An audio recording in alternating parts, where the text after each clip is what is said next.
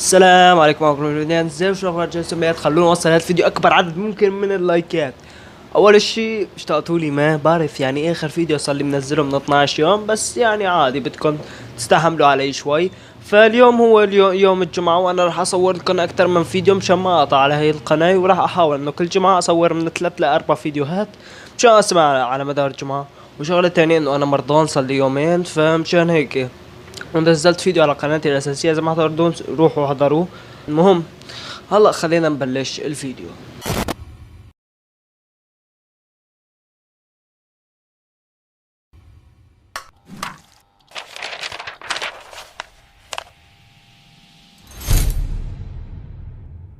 هلا كلياتنا بنعرف انه اركان الاسلام هي 5، وكلياتنا بنعرفه، واركان الايمان هي 6. ومن بين هي الاركان يلي هي قضاء الله وقدره، والكل بيعرف هذا الشيء، انه كل شخص او كل مسلم لازم يؤمن قضاء الله وقدره. وحي الله شخص يعني شقد ما كانت قوته، شقد ما كان جبروته، شقد ما بيحسن يغير من قضاء الله وقدره في شعراي.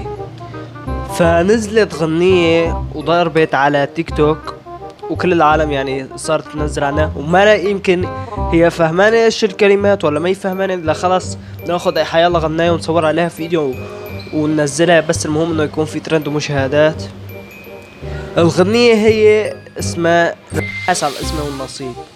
هلا انه يلي غناها انه ما بعرف ايش كان خطر في بالك، انت سويت شيء يعني جدا غبي، انك عم تقول انه ده اسمه النصيب يعني قضاء الله وقدره. انت بتحسن تغير من قضاء الله وقدره هيك، بتحسن تغير بشعرة من قضاء الله وقدره.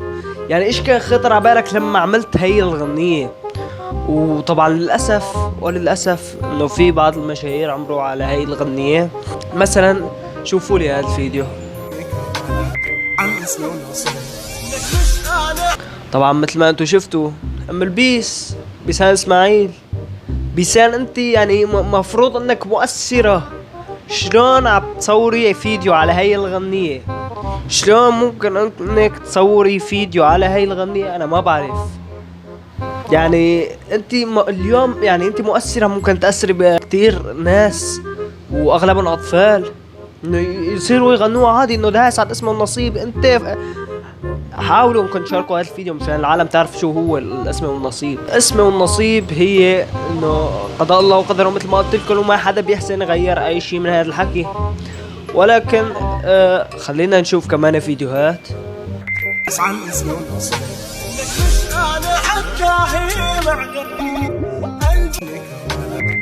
اسم والنصيب انا حكاهي اسم والنصيب انا حكاهي مع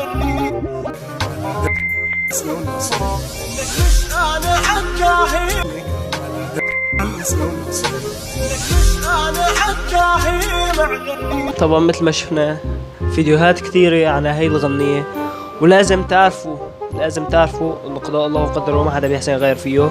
بعرف انه حكيت كثير بهذا الفيديو، ولكن حابب انه اقول لكم شغله تانية، انه اغلب الناس انه مثلا اذا انا وطلعت حكيت عن الدين وحكيت انه هاي غلط هاي صح، بده يجوا عالم ينتقدوك بالتعليقات انه انت هلا صرت لي شيخ وبركاتك شيخ وابصر شو. لا يعني هذا جدا غلط. يعني حتى يعني مثلا انا شفت فيديو لصديقي بلال طراب، يمكن اغلبكم بيعرفوه، نزل فيديو انه عم بيحكي عن امير المؤمنين عمر بن الخطاب رضي الله عنه.